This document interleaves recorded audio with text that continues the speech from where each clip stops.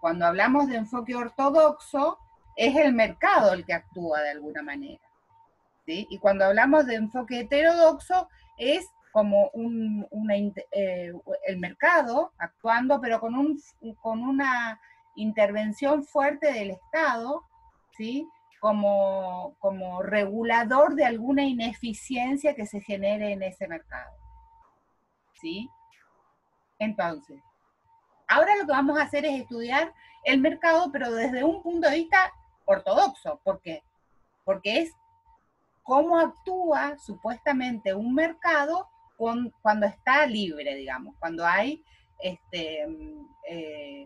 interacción de los protagonistas de este sistema, ¿sí? Y poca intervención del Estado, en principio, ¿sí?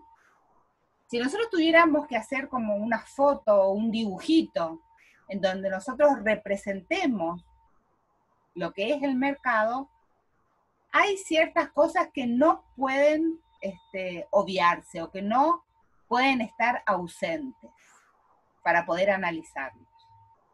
¿Quiénes son?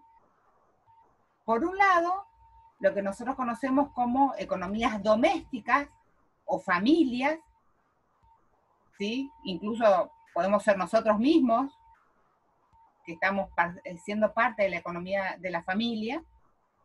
Y por el otro lado, las empresas, ¿sí?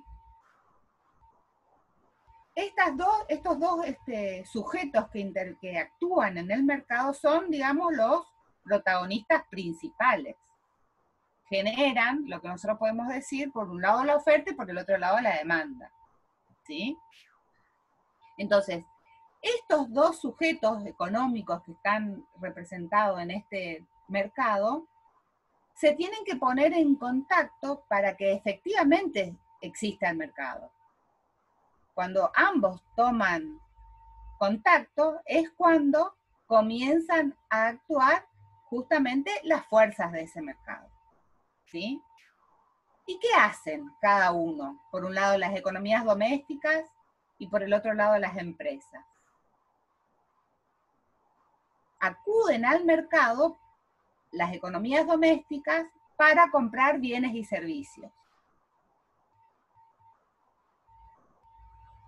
Y las empresas que hacen en ese caso ofrecen en el mercado esos bienes y servicios que van a querer adquirir las economías domésticas. Entonces, se produce un intercambio entre empresas y familias de bienes por dinero, que es lo que hacemos todos cuando nos vamos a la panadería, cuando nos vamos al supermercado, cuando nos vamos al kiosco, ¿sí? Estamos conformando un mercado. Por un lado la oferta, es decir, las panaderías, por el otro lado la demanda, es decir, nosotros los consumidores. Nos ponemos de acuerdo cuando interactuamos en precios y cantidades a intercambiar. ¿Qué quiere decir eso? Que a mí el panadero me dice 80 pesos el kilo de pan y yo le digo, bueno, me da 1 kilo. ¿Sí? ¿Sí o no? Sí. Muévanme la cabeza, aunque sea así. Yo sé que le estoy hablando a alguien porque les juro que me mata esto de hablar a la nada. Bien. ¿Está claro hasta ahora? Bien. Entonces, eso es un mercado. Y ahí vemos que existe mercado porque entran en contacto oferta y demanda, ¿sí? Oferta, panadería, demanda, familias, empresas, familias, economías domésticas o consumidores, ¿sí? Pero a la vez también nosotros podemos actuar como familias, como consumidores, pero también nosotros somos los que ofrecemos servicios o factores productivos a las empresas. Y ahí conformamos otro mercado, ¿sí? Ese mercado es, digamos, de, por ejemplo, trabajo. Cuando yo tengo fuerza de trabajo para ofrecer al mercado, es porque una empresa está demandando un trabajador, ¿sí? Entonces, en ese caso, lo que hacemos es ir y presentar el currículum a la empresa y decirle, mire, yo soy ideal para ser la cajera de este supermercado. Entonces, estoy ofreciendo mi fuerza de trabajo porque la empresa está demandando un factor productivo que es el trabajador o la mano de obra, ¿sí? Y otra vez también se produce ese intercambio. Yo le doy un servicio de trabajo y la empresa me paga un salario, es decir, un flujo monetario, digamos, por los servicios que yo presto. Entonces, el funcionamiento del mercado es así. Economía doméstica por un lado, empresas por otro, que se encuentran en un ámbito que puede ser físico o no, e intercambian por un lado bienes y servicios y por el otro lado factores productivos.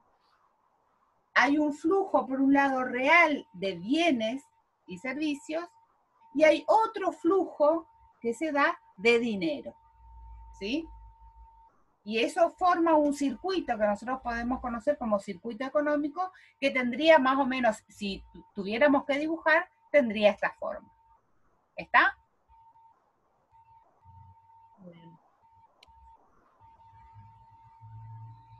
Bien. Entonces, podemos definir qué es un mercado. O me pueden decir primero ustedes si creen que el mercado necesariamente tiene que ser un ámbito físico. O sea, tengo que ir necesariamente al supermercado para que exista mercado, ¿creen ustedes?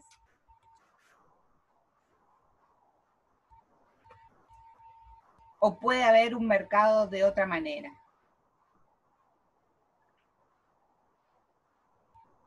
Así es, no necesariamente. Más que nunca hoy pudimos comprobar que el mercado se da incluso de manera virtual. Incluso si no tengo la computadora, llamando por teléfono. Pido que me manden una pizza y la pizza llega a mi casa y yo le entrego el dinero, ¿sí? Entonces, eso, Alejandro, sos vos nomás, todos están escuchando. Eso conforma un mercado. Entonces, el mercado es un ámbito que puede ser físico o no, donde compradores y vendedores negocian cómo se van a intercambiar las mercaderías o el servicio, ¿sí? Y se establece un acuerdo. ¿Qué tipo de acuerdo se hace? El precio que se establece y la cantidad que se van a comprar, ¿sí? Entonces podemos decir también que el mercado es el órgano de formación de los precios, ¿sí? En ese mercado se han de establecer acuerdos vinculados al precio y a las cantidades por precio establecidas, ¿sí? Entonces el mercado es una institución, un ámbito que puede ser físico o no, pero donde vamos a lograr la negociación para el intercambio de una mercadería o un servicio, ¿sí? Y por ahí también recalcar que esa negociación no siempre es explícita, ¿no es cierto? O sea, es como decía Gabriela recién, si en la panadería el kilo de pan está 80 pesos y yo compro un kilo de pan, estoy validando ese precio. Entonces, estoy diciendo al pagarlo, estoy diciendo que estoy de acuerdo con ese precio. Por eso decimos que se acuerdan precios y cantidades en el mercado. Y la mayoría de las veces es tácito, o sea, no es que yo le digo, sí, sí, estoy de acuerdo, no, o sea, lo pago y esa es una forma de mostrar que estoy de acuerdo. Y cuando no lo pago, cuando digo, no, esto es muy caro, no lo puedo pagar, entonces ahí también le estoy mandando un mensaje al vendedor, ¿no es cierto? De que no le estoy validando ese precio de ese producto o de ese servicio. Claro, por eso hablamos de un ámbito en el que se genera una interacción o una negociación, ¿sí? Que tiene o que busca cierto efecto. Esa negociación puede ser de una manera tácita, cuando a mí me dicen que sale mucho más de lo que yo creo que debe valer y no lo compro. Entonces la negociación establece, Alejandro, no sé qué te pasa, discúlpame. La negociación establece que si yo estoy de acuerdo, voy a pagar. Si no estoy de acuerdo, digo, bueno, gracias y me retiro. Eso ya sería una negociación, digamos, y es en el ámbito del mercado en donde se establecen esas negociaciones. Ahora, hago un parate acá. ¿Todos me escuchan o ¿O todos tienen problemas para escucharme? Yo te escucho perfecto. Bien, no sé lo que pasa con Alejandro, que tiene problemas para... O sea, no es mi salida, sino es quizás la entrada de Alejandro que tiene problemas. ¿Estamos? Bien, entonces, para poder analizar ese mercado, y se acuerdan que nosotros cuando hablamos en la unidad 1 de economía dijimos, en esta ciencia económica lo que se hace básicamente es suponer, porque el objeto de estudio es la sociedad. Y esa sociedad en general, o sea, las personas, e incluso el economista, es parte de esa misma sociedad, por lo tanto es necesario hacer supuestos, ¿sí? Y establecer modelos. En el caso de la economía de mercado o del mercado, como enfoque ortodoxo y neoclásico, se hacen una serie de suposiciones o de supuestos para poder hacer ese análisis y llegar a las conclusiones que recién comentamos, ¿sí? Y esto me permite tener, digamos, una teoría. Es decir, esta es la forma teórica en que se plantea el mercado desde el enfoque ortodoxo, ¿sí?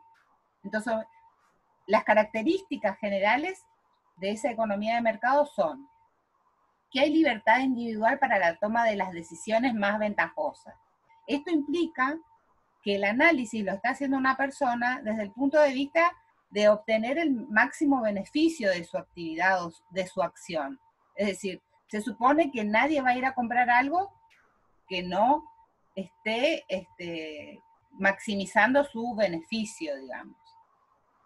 Pero sabemos a la vez que no siempre es así, que muchas veces es la única opción que nos queda, ¿sí?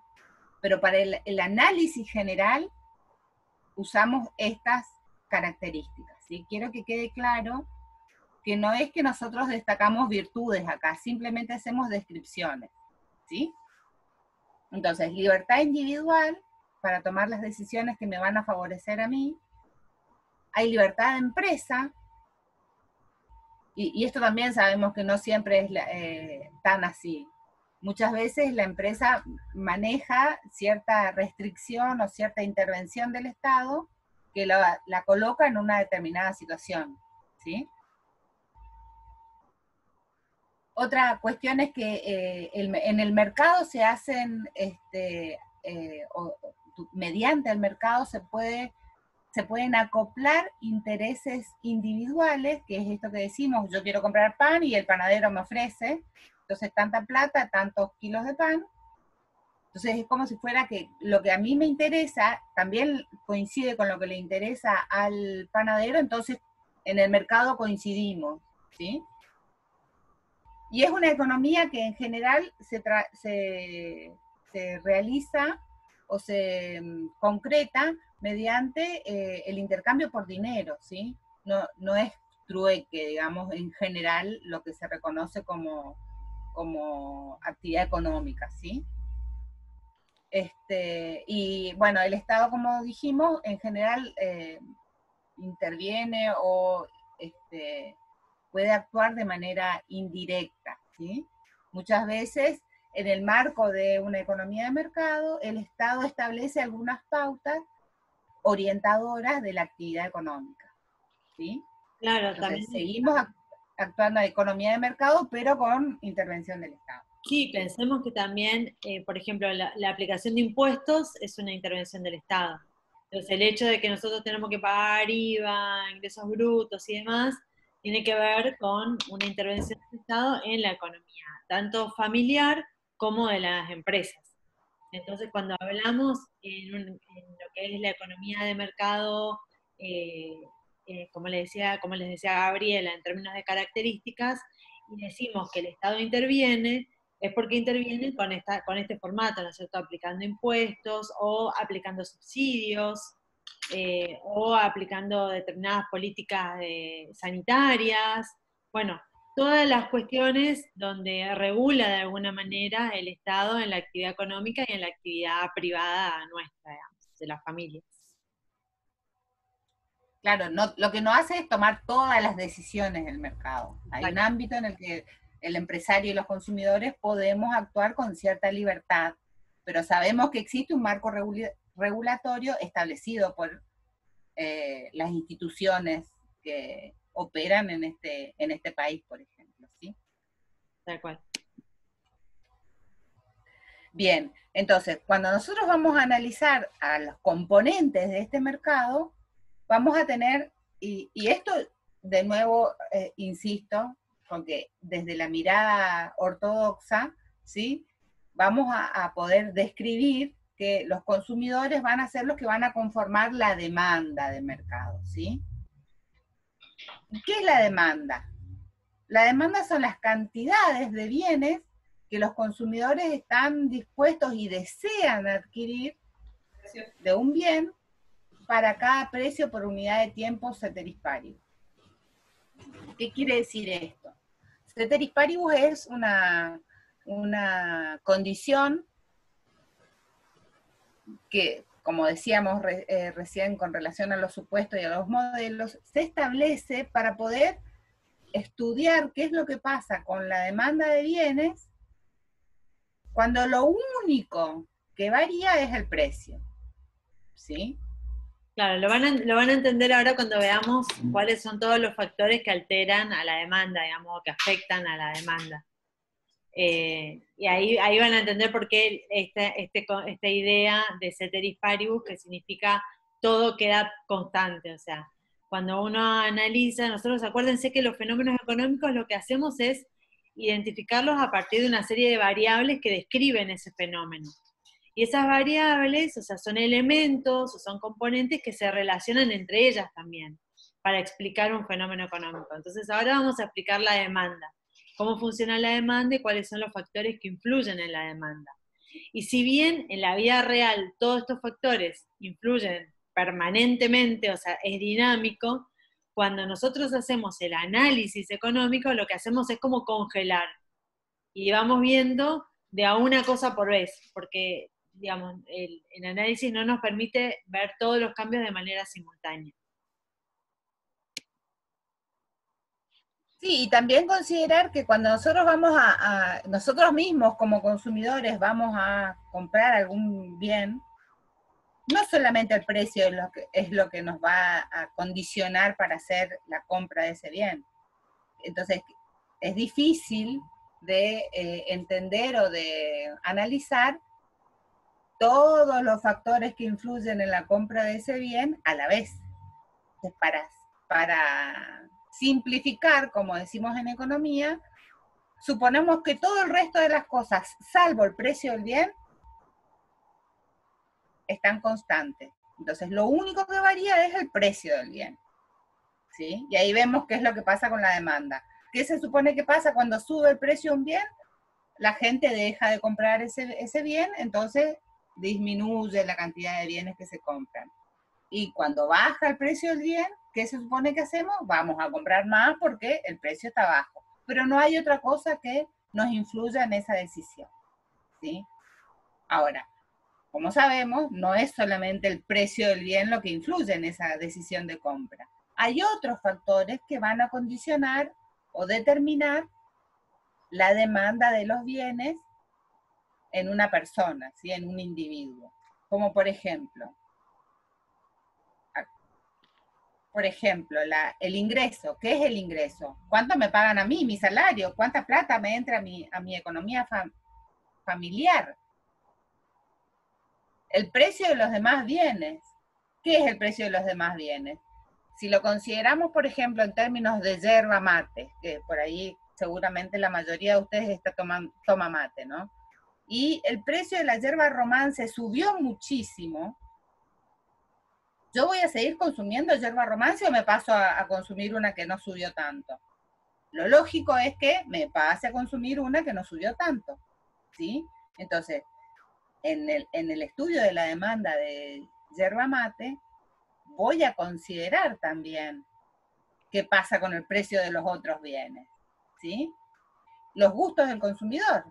Ahora, si está de moda un determinado modelito de ropa, entonces todo el mundo va a comprar ese modelito de ropa, sea lindo, sea feo, no importa. Los gustos del consumidor son los que deciden la compra en ese caso, ¿sí? Ahí me están haciendo algunas consultas. Dice, yo vendía zapatillas y al comienzo tenía gran demanda y cuando subes y baja la demanda porque van buscando precios. Exactamente. Eso es lo que sería la ley de la demanda, ¿sí? Si el precio está muy alto, los consumidores no van a poder comprar o no van a querer comprar.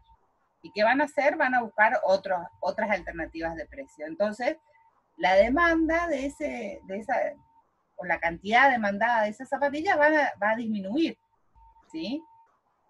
Ahora, si me voy a analizar la demanda de la zapatilla que estaba más barata, probablemente aumenta. ¿Por qué? Porque la otra estaba más cara, ¿sí? Entonces, es una ley de la demanda. Suben los precios, bajan las cantidades demandadas, bajan los precios, suben las cantidades demandadas. No entendí la distribución de renta.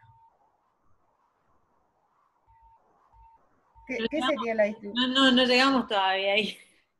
Todavía no llegamos a Todavía no distribución llegamos. de renta. Ahora Sí. ya vamos a llegar. Bueno, pero por eso me parece importante esto que está diciendo Gabriela, para que ustedes empiecen a identificar la terminología y a tener cuidado en cómo usamos las palabras ahora que ya nos estamos metiendo en lo más específico de la materia. Entonces Gabriela les habló de la ley de la demanda. La ley de la demanda relaciona dos variables, el precio del bien y la cantidad demandada del bien. Y eso es importante que ustedes lo identifiquen. Y esas dos variables, el precio del bien y la cantidad demandada del bien, tienen una relación negativa, eso o inversa. ¿Qué significa? Que cuando sube el precio del bien, disminuye la cantidad demandada de ese bien, que es el comentario que hacía la compañera o compañero, no, yo no puedo ver el chat, en relación al precio de las zapatillas. Cintia de Lima. Bueno, ahí Cintia, entonces, O sube. sea, ella experimentó esa. Claro, ella lo experimentó, tuvo su propia experiencia, subía el precio de las zapatillas y la gente consumía menos zapatillas, ¿sí? Compraba menos, bajaba la cantidad demandada de zapatillas, en términos de nuestro análisis desde nuestra materia. Acá el punto 2, que dice la renta, renta es sinónimo de ingresos, de sueldo, de salarios, ¿sí? Para que lo tengan en cuenta, usamos todas esas palabras de la misma manera. Entonces, cuando aumenta el ingreso de la familia, por lo general aumenta la cantidad demandada de bienes. Y cuando baja el ingreso de las familias, disminuye la cantidad demandada de bienes. Con lo cual, la relación entre estas dos variables es directa o positiva. Se mueven en el mismo sentido. Aumenta la renta, aumenta la cantidad demandada. Disminuye la renta, disminuye la cantidad demandada. Y acá es donde dejamos fijos todas las otras variables. ¿Sí? Esto que hablábamos hace un rato del ceteris paribus. Estamos analizando qué pasa solo con el ingreso, suponiendo que los precios están fijos, que los gustos también y que nada más se cambia. Después, el precio de los otros bienes, Gabriela, ustedes los pueden clasificar, como ya vimos en la unidad 1, en bienes sustitutos y en bienes complementarios. Entonces eso estaría bueno que lo repasen y en función de eso también va a tener un comportamiento la cantidad demandada en función de qué pasa con el precio de los otros bienes. Entonces, supónganse lo que les decía Gabriela, el caso de la yerba cuando tenemos una yerba por la que podemos reemplazar. En ese caso son bienes sustitutos. Entonces se aumenta el precio de la yerba romance, yo dejo de consumir yerba romance y empiezo a consumir más de alguna otra yerba. Y después están los bienes complementarios, que los bienes complementarios se mueven juntos, o sea, se consumen juntos. Tenemos alguna interferencia ahí. Revisen, chicos, si tienen mudos los micrófonos. Ah, ahí yo silencié. Cuando estoy en pantalla completa yo no puedo ver, no tengo a la vista a los participantes, por eso me cuesta el tema de los micrófonos. Eso presten atención, porfa, ustedes. O sea, los participantes. Bueno, entonces les decía, cuando tienen productos o bienes que son complementarios, se consumen juntos. Entonces, imagínense eh, el, la- el mate con la bombilla, ¿sí? Si cambia el precio del mate, va a cambiar mi demanda de mate, pero también mi demanda de bombillas. Entonces, ahí funcionan diferentes. Y bueno, después por supuesto que los gustos y las preferencias tienen que ver con la forma en que se consume. Y después está, esto tiene relación con la demanda cuando uno lo mira de manera individual. Y después está la demanda de mercado. Y en la demanda de mercado se agregan como dos variables importantes que son la población. Cuanta más población hay, más demanda va a haber, ¿no es cierto? Cuanta menos población, menos demanda. Y la distribución de la renta. No es lo mismo la demanda en una comunidad donde hay mucha gente con un ingreso parecido que la demanda en una comunidad o en un mercado donde hay, por ejemplo, muy poquitas familias con mucho ingreso y muchas familias con muy poquito ingreso. ¿Sí? Va a traccionar, o sea, la demanda va a ser como más lenta, va a haber menos demanda cuanto más familias con menos poder adquisitivo hay. Entonces, por eso la distribución del ingreso tiene que ver con la demanda de mercado. Cuanta más parecida sea la distribución del ingreso, más demanda va a haber. Eso venía. El ejemplo que podría ser más gráfico para esta cuestión de la distribución de la renta son los países del mundo, ¿sí? Si nosotros pensamos en Europa, en Japón, en Estados Unidos, ¿sí? Son o los principales países, digamos, del mundo, tienen supuestamente una renta mayor que quizás algún país de África o de Centroamérica o incluso de Asia o de sudeste asiático, digamos. Entonces, si nosotros pensamos en la distribución de la renta, ¿sí? A nivel mundial, global, digamos, vemos que esos países tienen una renta mayor, son países supuestamente con ingreso, nivel de ingreso de la gente mayor. ¿Por qué? Porque son países más ricos, ¿sí? Y si pensamos en países como los países de África o países de Centroamérica, son países menos ricos. Entonces, hay menos dinero, ¿sí? Entonces, la demanda de esos países va a ser diferente, considerando eh, el Estados Unidos o Europa, probablemente tengan niveles de consumo mayores que los países de África, ¿sí? Entonces, a eso refiere la distribución de la renta.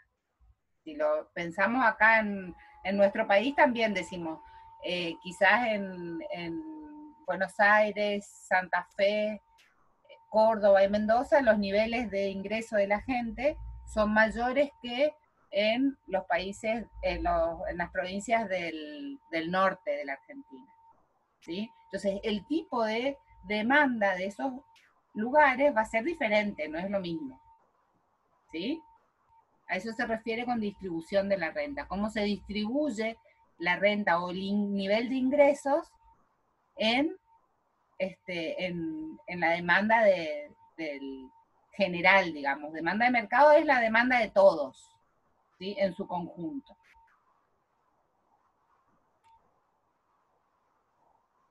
Ahí si querés explicar vos, ¿eh? Sí. Bueno, acá me gustaría que agarren papel, regla, lápiz, y lo que voy a hacer es compartir la pizarra.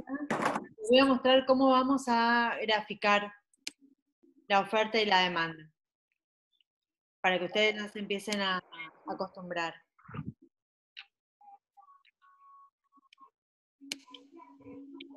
Les pido por favor que presten atención a sus micrófonos porque ahí está, por ahí me cuesta.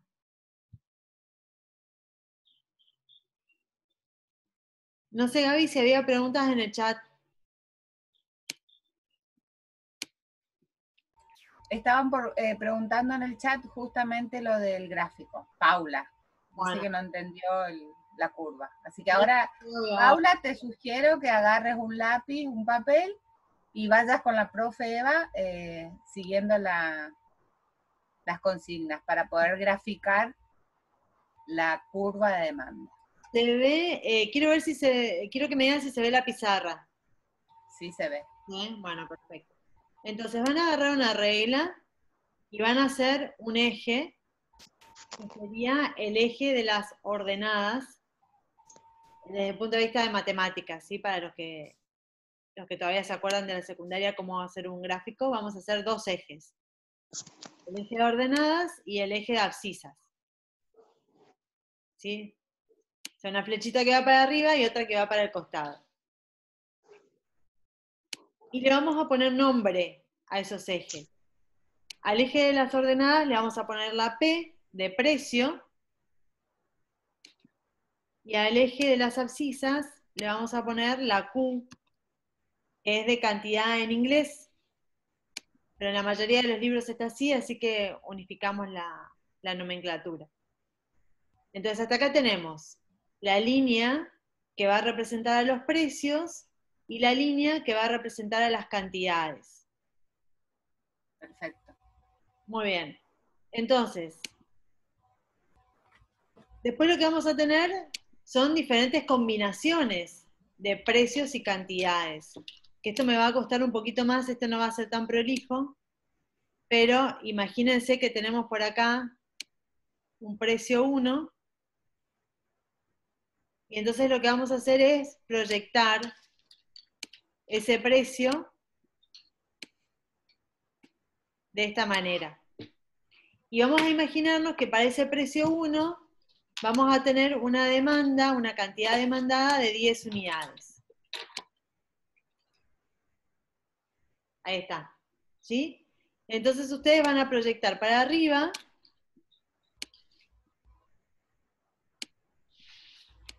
ese dato, digamos. Y entonces va a haber un punto en el que se van a encontrar precio y cantidad. ¿Sí? Entonces, la demanda, o sea, la construcción de la demanda no es otra cosa que reflejar estas relaciones, es decir, para cada precio, la cantidad que se va a demandar de ese bien. Si nosotros esto lo hacemos para todos los precios, lo que vamos a tener es una cosa que a mí no me va a salir tan linda, pero va a ser una cosa así. Bueno, no se rían, por favor. Perfecto, perfecto. Te estaba por decir, excelente pulso, profe, pero te mufé, parece, con el pensamiento. Se me fue. Pero no tengo la opción de las curvas acá. Así que Pero se entiende el concepto, digamos. Está bueno que vean que cuando el precio está bajo, fíjense que para el lado de cantidades es como que va creciendo, digamos. Acá le voy a hacer otro precio.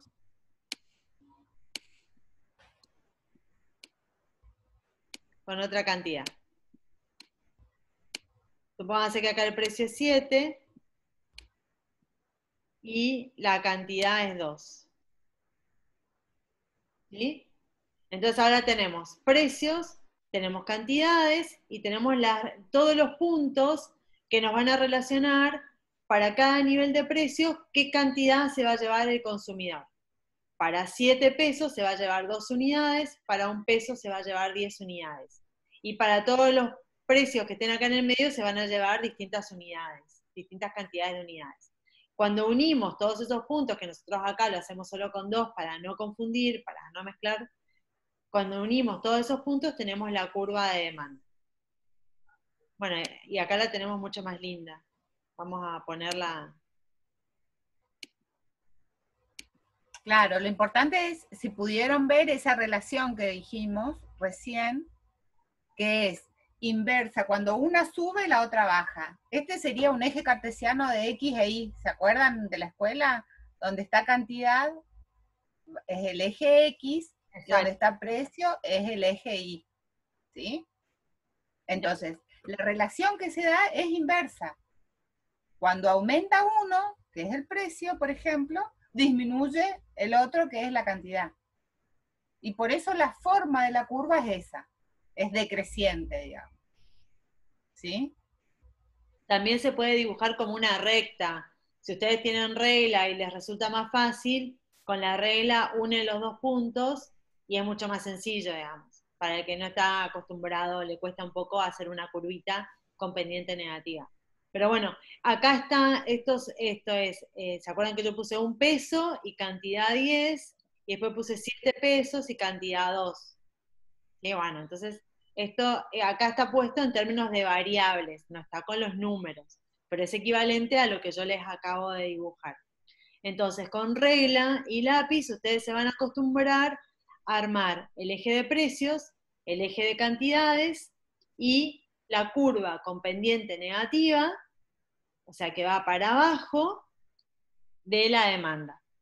Y entonces lo que tenemos acá es la relación funcional, es decir, que la cantidad demandada es función del precio, esta F significa es función del precio, la P acá, manteniendo constante el resto de los factores.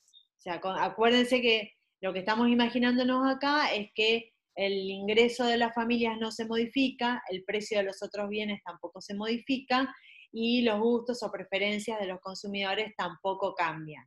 Entonces, solamente estamos analizando dos variables, la relación entre el precio y la cantidad demandada. ¿Sí? Porque tampoco tenemos elementos matemáticos para analizar más variables. Si pusiéramos una más, tendríamos que usar un gráfico tridimensional, y si pusiéramos otra más, ya nos quedamos sin forma de graficar, porque no podemos graficar en tantas dimensiones. Así que lo reducimos al análisis de 2 dimensiones y de 2 variables por vez, y así es más sencillo para todos. Y para pensarlo también sirve, y los resultados siguen siendo válidos y buenos, digamos. Así que no es necesario hacerlo más complejo, digamos. Ahí piden que repitas cantidad demandada función de... Acá. ¿Qué significa eso? Sí. D es cantidad demandada. F significa es función. Y P es el precio. Entonces, la cantidad demandada, que son estas variables que estamos viendo acá, Q1 y Q2, cantidad demandada, es función del precio del bien, P1 y P2. ¿Sí? Entonces, esta es la función matemática, la forma matemática de reflejarlo. Nosotros esto a ustedes no se los vamos a tomar, no esta fórmula, digamos, pero sí este gráfico. O sea, esto sí ustedes tienen que saber graficar y tienen que entender cuál es la relación entre los precios y las cantidades. Claro, eso es lo que nosotros recién hablamos cuando definimos demanda, ¿se acuerdan? Que la cantidad demandada de un bien, ¿de qué va a depender? Dijimos, del precio. Entonces, si a mí me sale 1 peso, voy a querer más, y si me salen 10 pesos, voy a querer menos. Entonces, la cantidad que se vaya a comprar de cualquier cosa que quiera comprar, va a ser función de qué cosa, del precio. Porque yo, para poder comprar X cantidad de bien, primero que hago, pregunto cuánto me sale tal cosa. Si me sale mucho, no compro o compro menos, y si me sale poco, compro más. ¿Sí? Entonces, eso es lo que me está diciendo esa expresión. La cantidad demandada va a ser función del precio. Siempre y cuando yo deje constante todo el resto de los factores que puedan influir en mi decisión de compra. ¿Sí? Es decir, esa condición ceteris paribus es eso, constante el ingreso, el gusto, lo que ustedes se imaginan. Lo único que incide acá o que yo analizo es el precio. ¿Y qué pasa con la cantidad demandada de bienes? ¿Estamos?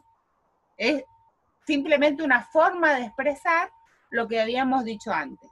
Con que ustedes entiendan o relacionen esta cuestión de precio y cantidades, ya es suficiente. ¿Estamos? Bueno, lo que tienen acá, lo que tenemos acá es la tabla que relaciona precios y cantidades. Y fíjense cómo tenemos precio de 10, 20 y 30. Y lo que tenemos en esta columna es cuánta cantidad de ese bien se va a demandar a cada uno de esos precios. Entonces, si el precio es de 10, se van a demandar 92 unidades de ese bien. Si el precio es de 20, se van a demandar 84 unidades de ese bien. Si el precio es de 30, se van a demandar 76 unidades de ese bien. Entonces, miremos, díganos si acá se cumple la ley de la demanda. Acuérdense que la ley de la demanda es esto que les decía Gabriela. Aumenta el precio, baja la cantidad demandada. ¿Eso ustedes lo pueden ver en esta tabla? ¿Se ve esa relación?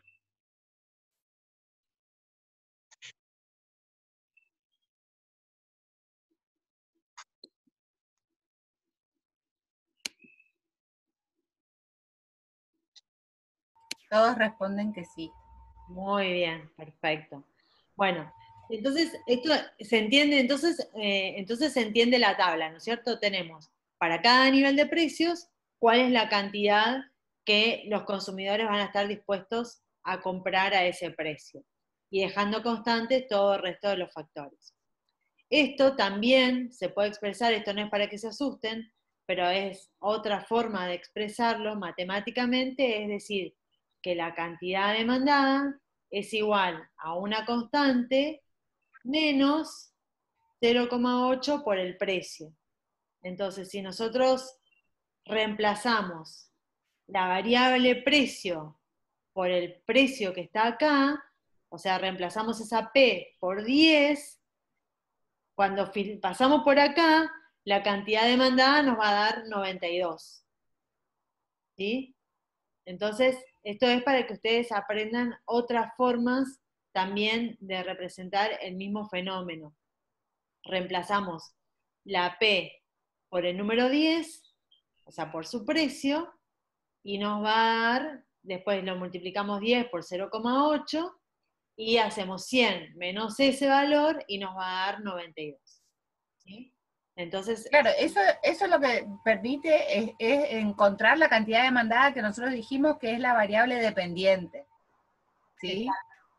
exacto. Porque nosotros lo que no podemos saber, digamos, o derivar en este caso, es el precio, porque el precio viene dado. Entonces, lo que yo voy a saber es, cuando tengo tales precios, cuántas unidades del bien se quieren comprar. Exacto. ¿Por qué? Porque la variable precio es la variable independiente y la variable cantidad es la variable que depende del precio. Entonces, a esos fines, no les vamos a tomar nada que tenga que ver con cálculo de fórmulas ni nada por el estilo, así que no se preocupen. Muy bien. A ver, ahí está. Bueno, entonces acá tenemos los dos ejes, el eje de precios, el eje de cantidades, con los valores en cada uno. Acuérdense siempre que donde se cortan los dos ejes es el valor 0, ¿sí? El origen. Entonces, de ahí para arriba aumentan los números, o sea, los ordenamos. 10, 20, 30, de manera creciente hacia arriba. Y hacia la Q lo mismo, de manera creciente hacia afuera. 76, 84 y 92. Entonces, para 30 dijimos que son 76 unidades. Para 20 son 84 unidades y para 10 son 92 unidades. Entonces, ahí tienen graficadas todas las conexiones de precios y cantidades, y lo que hay que hacer ahora es simplemente unir estos tres puntos. Y con eso tenemos la curva de demanda. ¿Sí? O sea, acá está mucho más lindo y más prolijo que lo que yo hice hoy, pero bueno, era un ejercicio para que ustedes se vayan familiarizando. No, te salió perfecto, Eva. Pues me estoy quedando sin batería en la compu. Voy a enchufar. Qué problema, qué problema. Ahí va, vamos a la siguiente. Mientras tanto, yo les diría a los chicos que vayan escribiendo sus nombres en el chat. Ahí está.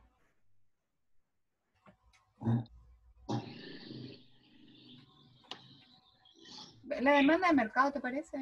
No, pasamos nomás. No, vamos a pasar.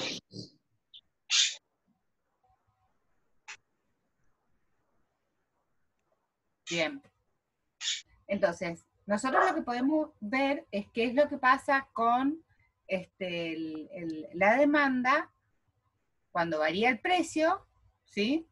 O variaciones de la cantidad demandada y variaciones de la demanda. ¿Por qué puede variar la cantidad demandada de un bien? Según lo que vimos y por definición, lo que hace variar la cantidad demandada de un bien es una sola cosa, que es ¿qué cosa? Epa. ¿Qué hace variar el precio? Perfecto, Franco. El precio. ¿Sí? Muy bien, Paula. Entonces, si varía el precio, nosotros vamos a ver exactamente qué es lo que pasa con la cantidad demandada de ese bien. ¿Por qué? Porque los consumidores van a querer cambiar su cantidad de compra en función a si subió o bajó el precio, ¿sí? Pero no hay una nueva curva de demanda, porque el resto de los factores que pueden condicionar a esa demanda no variaron.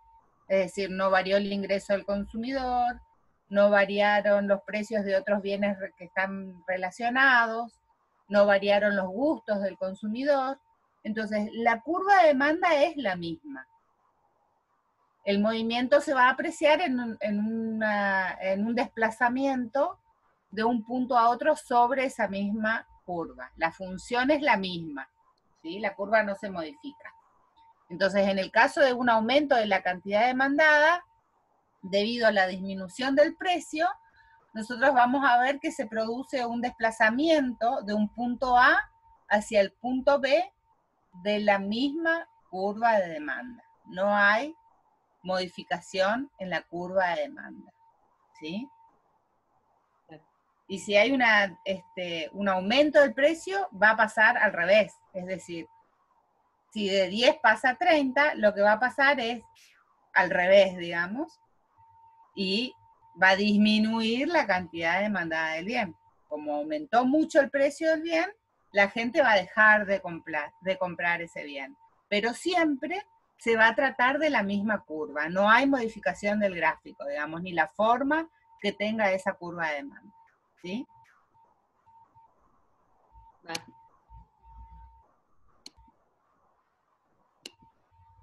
Espera que no me deja.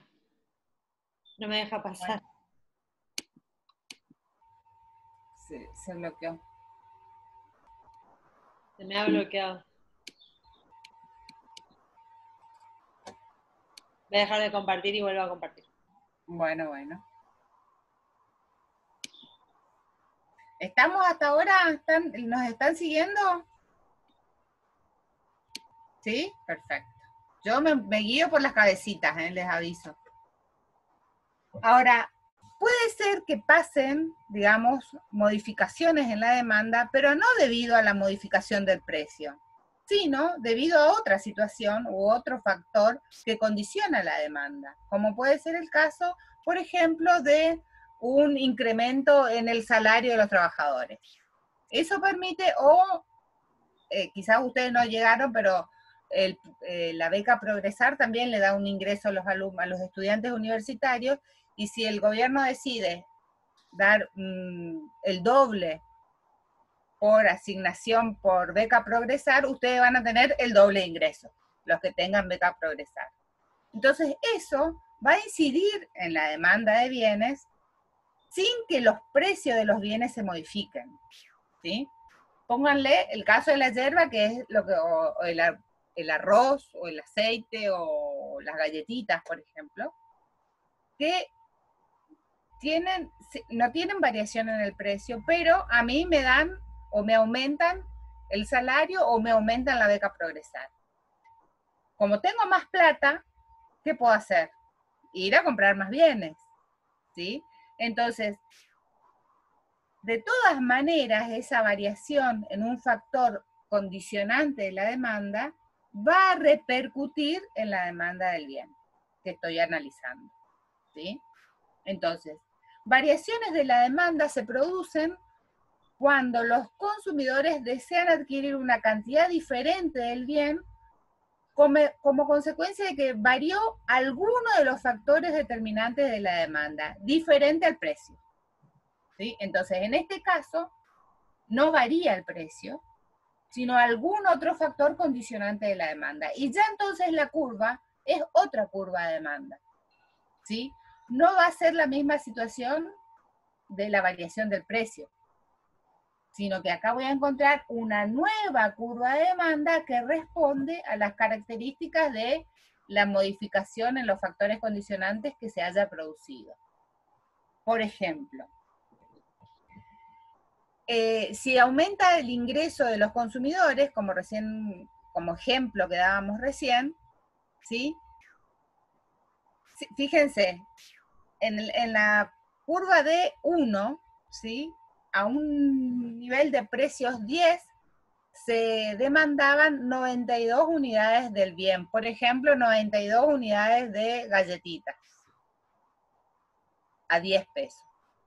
Pero analizando el mercado ven que se consumieron 102 unidades del bien y no hubo una modificación del precio. ¿Qué pudo haber pasado? Bueno, un incremento en el ingreso de los consumidores. Como los consumidores tienen más plata para gastar, pueden consumir más. Entonces van a comprar más galletitas. Y sin que se haya modificado el precio, se incrementa la cantidad demandada de bienes, ¿sí?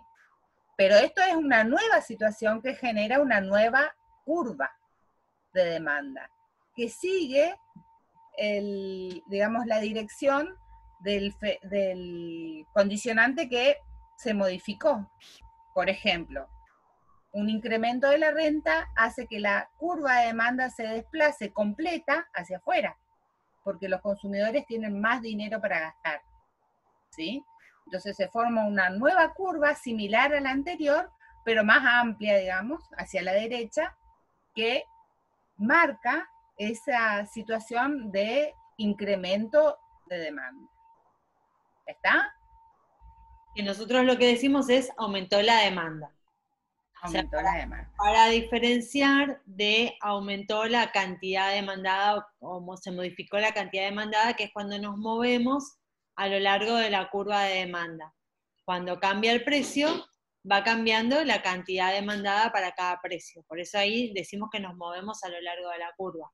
En cambio, cuando se altera alguno de los otros factores que inciden en la demanda, que como dijimos puede ser la renta, el precio de los bienes sustitutos, el precio de los bienes complementarios o los gustos, entonces lo que tenemos, como les decía Gabriela, es una nueva curva de demanda que en el caso de que sea más grande, va a estar por afuera, y en el caso de que sea más chiquita, va a estar por adentro, ¿sí? Porque nosotros estamos mostrando siempre un sentido de cambio, digamos, pero puede darse en el otro sentido también. Entonces, como les decía Gabriela, si aumenta el ingreso de las familias, lo que va a suceder es que se va a desplazar esa demanda hacia una demanda mayor. Si aumenta el precio de los bienes sustitutos, también. Si baja el precio de los bienes complementarios, también va a aumentar la demanda, y si mejoran los gustos o las preferencias, también se va a ver este pasaje de A a B, de D1 a D2, que es la nueva demanda. Y ustedes le pueden cambiar el signo y hacer las cuentas o hacer su razonamiento en el otro sentido. Si baja la demanda, lo que va a suceder es que va a haber una demanda por este lado, ¿sí? Más chiquita. Se va a desplazar hacia adentro en vez de ir hacia afuera. Bueno, creo que estamos con esto, ¿no, Abby? ¿Tienen preguntas en el chat?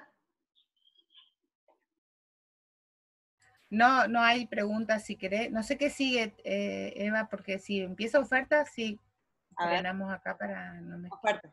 Sí, sí, bien. ¿Por qué no ocupo la misma? ¿Decís la curva anterior, Paula?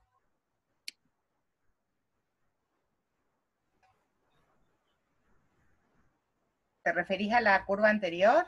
¿Por qué no ocupó la curva y sí dos rayas? Ah, la forma de la curva puede ser una línea recta o puede ser Una curva. una curva, Claro. literalmente. Nosotros En decimos realidad, claro, Decimos explícale. curva, pero la recta es un tipo de curva también. Es un término matemático genérico. Se dice curva, pero puede ser una recta. A los efectos de los dibujos queda mejor y para ustedes también a veces es más fácil reflejarlo con una recta. Pero pueden usar una curva o pueden usar una recta, es lo mismo. Para este nivel de economía es lo mismo. Profe, Y la forma de la curva también, es decir, que sea así tan paradita o que sea más acostada, va a depender justamente de los factores condicionantes de la demanda. ¿Sí? Por eso cuando nosotros le mostramos justamente la función de la demanda, ¿sí? Esa función representa un determinado tipo de curva. Nosotros no lo complicamos, pero tiene una explicación desde el punto de vista matemático de si es más parada o menos parada. Pero con que ustedes entiendan este concepto de que es decreciente, es decir, que hay una relación inversa, cuando aumenta uno disminuye el otro, y que se desplaza y se forma una curva similar, está bien, digamos, no vamos a entrar en detalles. Y la curva tiene la forma que ustedes quieran, es decir, puede ser una curva, puede ser una recta, puede ser como ustedes quieren, siempre y cuando respete ese concepto, digamos, ¿sí? No sé quién quería hablar. sí, profe, yo Sí. quería preguntar si, ¿cómo es? Ay, me olvidé. Sí, que si el Power van a subir. No sé si dijeron o no escuché. Mira, todo lo que nosotros hacemos acá está en las fichas de cátedra. Entonces, no Ah, hace falta subir el Power porque lo tienen en las fichas de cátedra. Tienen que leer las fichas de cátedra, en este caso ya de la unidad 3 sería. bueno, dale, gracias. Eso nomás. Bueno, no sé si hay alguna otra consulta. Hay dos manitos levantadas de Rebeca y de Galaxy J7 Prime. Pero esa es vieja. Ah, No sacaron nomás de la Alejandra manita. Rodríguez acaba de subir la mano. ¿Bajó? Ah, No. Bueno, ok. Bueno, vamos con la oferta entonces.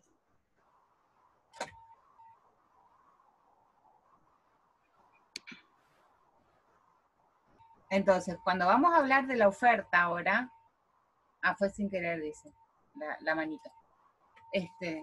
Lo que tenemos que hacer es, como decimos en la clase siempre, dar la vuelta al mostrador. Porque es más fácil ubicarnos a nosotros como consumidores porque es algo como que lo tenemos más internalizado, ¿no? Pero cuando hablamos de la oferta, es hablar desde ¿quién era? Cintia, ¿cómo era el nombre de la compañera que hacía las zapatillas? Cintia me parece. Cintia. Entonces, ponernos en el lado del que vende, ¿sí? Porque es más difícil quizás entender la lógica que lleva al, al empresario o al vendedor, porque usamos más que nada el rol de consumidores en general en esta sociedad. Sí, estamos. Tienen la clase de filosofía ahora, dice. ¿Se tienen que ir? Así que no sé si seguir o suspendemos acá y seguimos la clase que viene. Y no, me parece que acá, porque así Sí, hacemos porque sí. toda oferta a la clase que viene. Bueno, perfecto. ¿Alguien quiere hacer alguna otra consulta, algún comentario, alguna sugerencia? Puede habilitar su micrófono o nos escriben en el chat. Y si nadie quiere decir nada, bueno, llegamos hasta acá y nos vemos el martes.